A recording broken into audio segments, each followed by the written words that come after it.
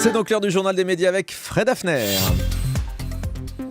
Et à la une aujourd'hui, une cérémonie religieuse pour Jacques Chancel, les premières infos sur les nouveaux candidats de L'amour est dans le pré et le Pakistan mécontent de la série Homeland.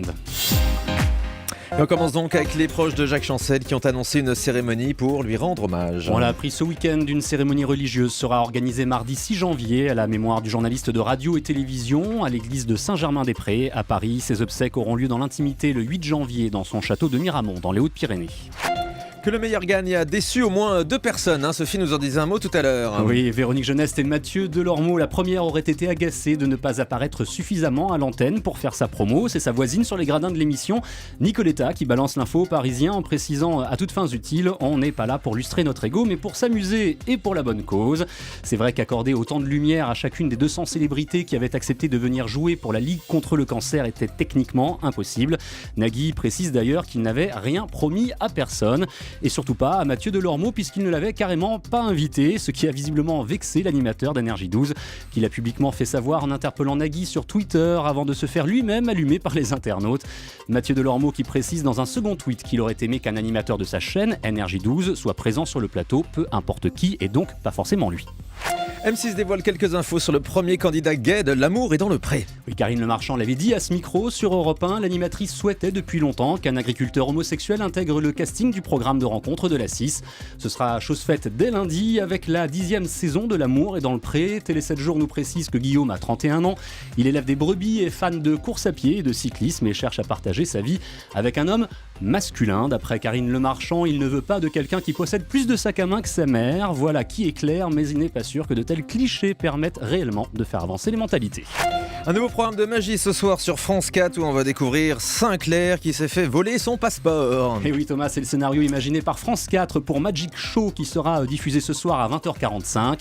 Un road movie magique en quelque sorte. Sinclair s'est fait voler son passeport par Zach King, un jeune illusionniste américain très connu sur les réseaux sociaux où il poste régulièrement des vidéos qui font le tour du monde, comme celle par exemple où il fait disparaître la tour Eiffel en un simple claquement de doigts pour récupérer ses papiers et rentrer en France. Sinclair se lance donc à sa poursuite de Las Vegas à Los Angeles sur la côte ouest des États-Unis.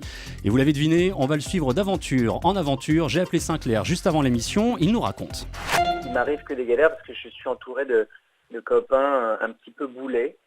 Et à travers ces aventures et ces galères, on fait le lien avec des magiciens qui auraient pu nous sauver la vie si on avait été en leur présence.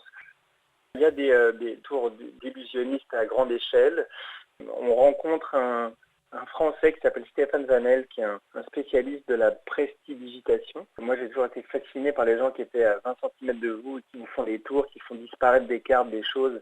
Donc ça, c'est assez impressionnant. Et puis, on a un ou deux grands noms de la magie qui font des tours dans des endroits avec des gens suspendus, des trucs comme ça.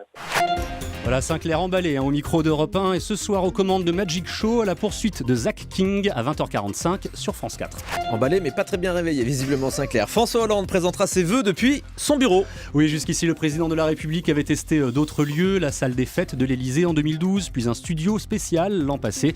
Mais cette année, c'est donc le bureau présidentiel qui a été choisi. La symbolique recherchée par les communicants est claire. François Hollande est au travail, il gère les dossiers.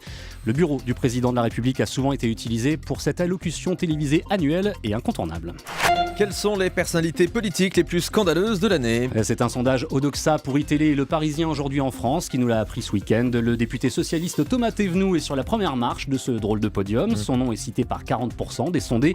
Il est suivi de très près par Valérie Trierweiler, 39%, Thierry Lepan, le secrétaire général de la CGT, 37%, et par Jérôme Lavrieux, ex-bras droit de Jean-François Copé à la direction de l'UMP. 19% des personnes interrogées sont choquées par son rôle dans l'affaire Big Malion. La série américaine Homeland ne plaît pas du tout aux autorités pakistanaises. Et la 4e saison de la série vient de s'achever aux États-Unis, une saison qui se passe essentiellement au Pakistan, en théorie, puisque vous imaginez bien qu'il n'est pas évident de tourner là-bas. La production a donc choisi de mettre en boîte les scènes pakistanaises en Afrique du Sud, une méthode souvent employée lorsqu'il est trop dangereux ou trop cher de tourner quelque part. Rien d'exceptionnel donc, si ce n'est que certains dirigeants pakistanais n'ont pas apprécié la caricature qui est faite de leur pays en général et d'Islamabad en particulier. Ils s'en sont plaints auprès de Showtime, la chaîne qui diffuse Homeland aux États-Unis. et selon un diplomate, un peu de recherche aurait changé beaucoup de choses. La production de Homeland n'a pour le moment pas souhaité répondre. Conchita Wurst pourrait présenter la prochaine édition de l'Eurovision. C'est en tout cas son souhait. Grande gagnante du concours l'an passé, elle a profité de son passage dans le talk-show de Graham Norton sur la BBC au Royaume-Uni en fin de semaine dernière pour faire acte de candidature. Conchita Wurst est pour le moment pressentie pour interviewer les candidats dans la Green Room, la salle dans laquelle ils passent tous avant et après leur prestation. Et on termine avec le chiffre du jour. 12 880, c'est le nombre de signataires de la pétition lancée la semaine dernière par le magazine Causeur pour soutenir la liberté d'expression d'Éric Zemmour après l'arrêt de l'émission dans laquelle il intervenait chaque semaine sur iTélé. Éric Zemmour qui n'a ceci dit pas totalement disparu du paysage médiatique puisqu'il conserve son hebdo à la télé sur Paris Première, sa chronique sur RTL et qu'il continue de collaborer avec Le Figaro. Merci pour toutes ces infos, Fred Hafner, le journal des médias à retrouver en podcast sur europe1.fr.